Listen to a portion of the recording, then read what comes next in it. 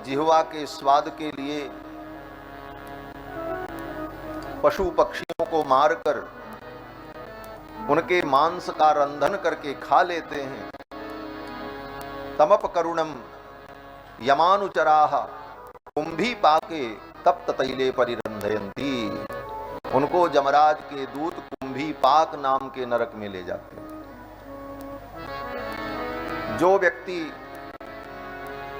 राजा अथवा राजा का कर्मचारी, राजकर्मी किसी निर्दोष व्यक्ति को दंड अभियोग में फंसाकर दंडित करता है, ऐसे राजा को और उस राजा के कर्मचारी को यमराज के दूत असिपत्र नाम के नरक में ले जाते हैं। जो व्यक्ति अपने वैदिक मार्ग को छोड़कर पाखंड मार्ग को अपनाता है, ऐसे उन पाखंडियों को यमराज के दूत सूकर मुख नाम के नरक में ले जाते हैं।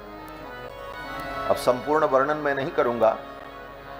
भागवत के षष्ठ स्कंद में पंचम स्कंद के अंतिम अध्याय में पढ़ लेना, जो नरक का वर्णन सुखदेव जी ने राजा परीक्षित को सुनाया है। कौन सा पाप करने पर व्यक्ति को कौन से नरक की प्राप्ति होती है। तत्काल भले आपको फल न मिले तो आपको लगेगा कुछ नहीं हुआ, हम बच गए, लेकिन समय आने पर वो कर्म का बीज फलीभूत होगा।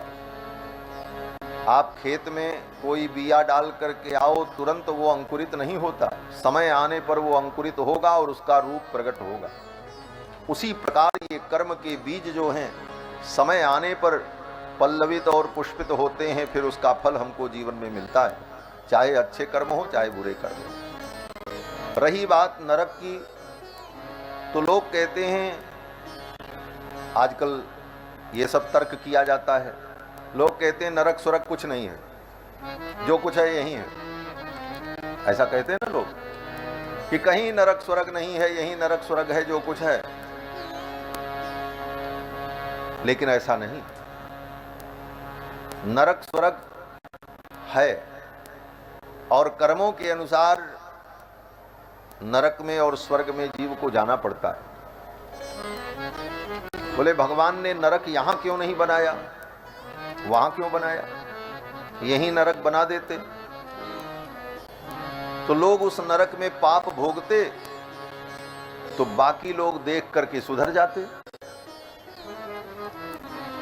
जब जीव अपने पाप कर्मों का फल नरक में भोगता तो देखने वाले तो सुधर जाते कि अरे राम राम, पाप करने पर यह दंड मिलेगा। तो कहते नहीं, ये मनुष्य जो है इतना विचित्र प्राणी है कि ये देखने के बाद भी नहीं सुधरता है। क्या यहां देखने की व्यवस्था नहीं है? है देखने की व्यवस्था। आखिर छोटे मोटे पाप करने वाले व्यक्तियों को, अपराध करने वाले व्यक्तियों को पुलिस पकड़ती है, दंड देती है, जेल होती है, फांसी होती है, जुर्माना होता है, घर कुड़क हो जाता है, बुलडोजर चल जाता है। लेकिन इसके बाद भी क्या पाप करने वालों ने पाप करना बंद कर दिया? नहीं किया, कर रहे हैं। क्यों? बोले जन्म जन्मांतर से पाप कर्म की जो प्रवृत्ति है, वो प्रवृत्ति उनको पाप कर्म में प्रेरित कर देती। तो यहां अगर भगवान नरक भी बना दें और उस नरक में पापी प्राणियों को यातना दी जाए, तो वह यातना देख करके भी लोग सुधरने वाले।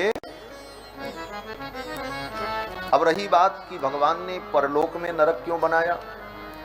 बोले इसलिए बनाया कि इस लोक में दंड का पूरा पूरा विधान नहीं किया जा सकता, क्योंकि इस लोक में दंड के विधान की एक निश्चित सीमा है।